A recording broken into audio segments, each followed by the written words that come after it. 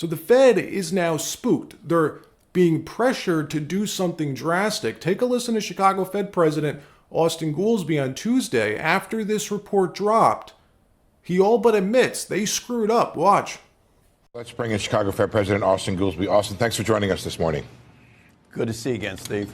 So, Austin, there's a perception out there that the economy is either in or close to a recession, and the Federal Reserve is about to embark perhaps on an emergency cut or a series of rate cuts that will slash the federal funds rate. I'm wondering if you could comment on where the market is priced and also what your perception is or your outlook is for the economy and the funds rate. Well, look, Steve, you know that I'm not allowed by rules to talk about what happens at the meetings or anybody's opinion but my own.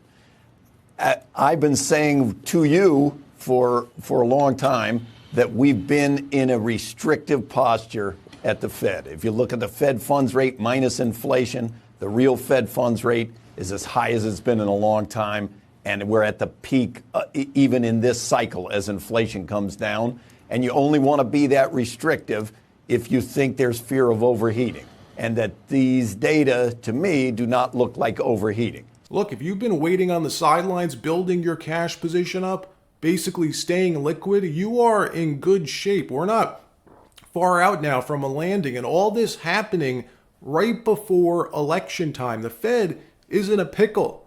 They're being pressured on both sides right now, from the banks, who they really work for, and the Biden administration, or the Harris administration. Has anyone seen Joe Biden, by the way? Being pressured to slash the Fed funds rate. Do it quickly, do it now, they're being told. This accompanied with unemployment greater than 4%, now at 4.3%, means they can't mess around with this. If the labor market breaks, there's no amount of cutting that can fix that, not quickly.